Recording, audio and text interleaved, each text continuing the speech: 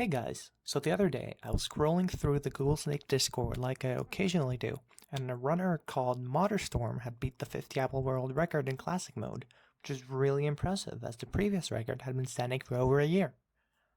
That made me wonder just how good are these Google Snake World records? Watching a run like Yarmy plays 27:54, you can tell it's really fast, but is there any way to quantify that? One way to do that would be to just add up all the times in the leaderboard and get an average out of them. But that comparison is way too broad because runs on the leaderboard range from the best of the best to little Timmy's first snake run. A better way to look at this is looking at the luck involved.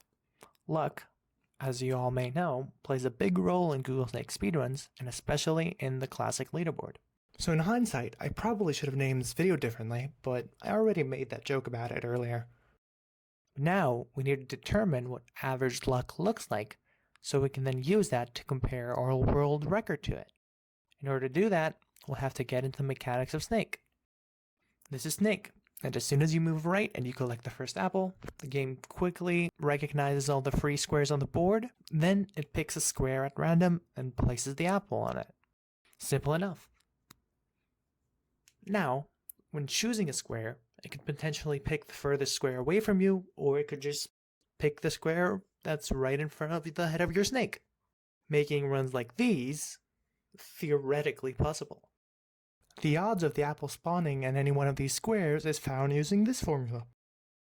However, using this to calculate luck makes the run I just showed you and little Timmy's first run, for example, from earlier, equally likely to happen. A better way to calculate this would be to factor in how far away the apple will be from us when it spawns. The way we're going to measure distance are the tiles on the floor.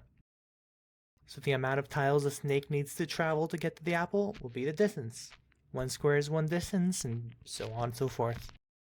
Now, if we fully draw this pattern out, and we overlay it with our starting position, besides being visually appealing, it shows us how far from the first apple the next apple will be when it spawns. Adding up and averaging up all these values gives us how far the average second apple will spawn. So if it spawns closer than that, we can call it an above average spawn. Or if it's further away, it's below average. Now this method does have its flaws.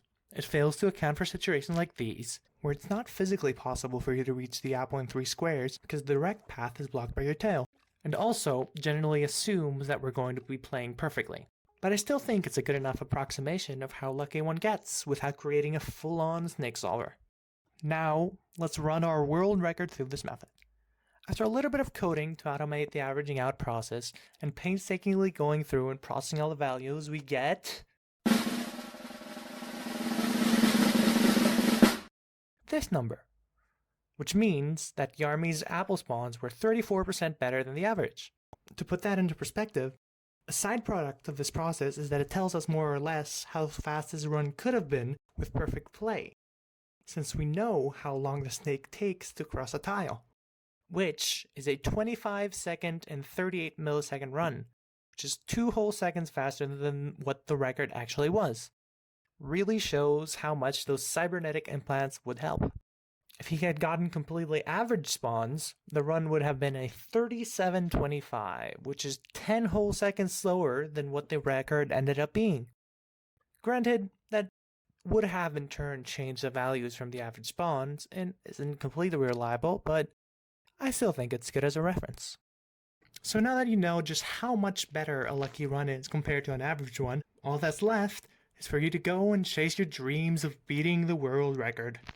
Or you can just go and touch some grass or something, I'm not one to judge. This video was made possible because of my lovely Patreon. Who am I kidding? I have 80 subscribers.